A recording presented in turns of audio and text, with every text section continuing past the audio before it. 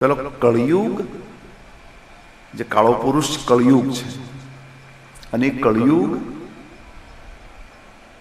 મહારાજને ચરણે સ્પર્શ કરી.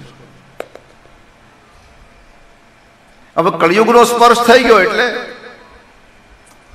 બુદ્ધિ ભ્રમિત થઈ ગઈ, બુદ્ધિમાં ભ્રમ જાગ્યો. એટલે મહારાજે કહ્યું, તમે કોણ છો? બોલે કળિયુગ છું, મારા રાજ્યમાંથી જતો રહે. ક્યાં જાઓ? મહારાજ, સમુદ્રની મર્યાદા સુધી આપ રાજ્ય કરો, પછી હું કઈ પાણીમાં રહેવા જાઉં? હા, એક કામ કરો, મને કોઈ સ્થાન આપો તો નિરાતે ત્યાં રહું. પછી કળિયુગને 4 સ્થાન આપ્યા રહેવા માટે. આમ તો કુલે 5 છે, પણ 5મું પાછળથી આવ્યું છે. આ 5 જગ્યાએ કળિયુગ છે. આ 5 થી છૂટે એના તનમાં, મનમાં, ઘરમાં, એના ચિત્તમાં, બુદ્ધિમાં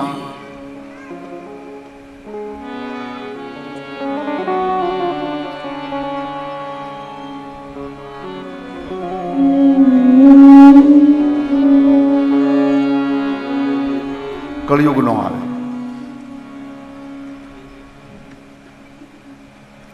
હું તમને 5 વસ્તુ ટૂંકમાં બતાવું છું.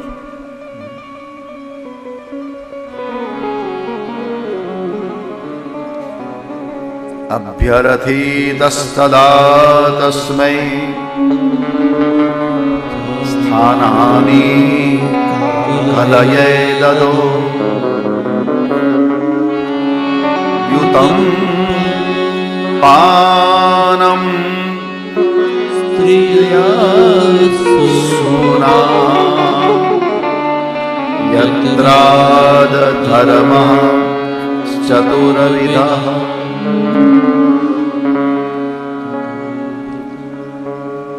પહેલું સ્થાન આપ્યું દ્યુત.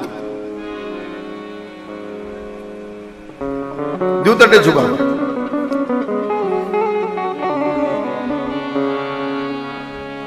જુગારમાં કળિયુગ છે.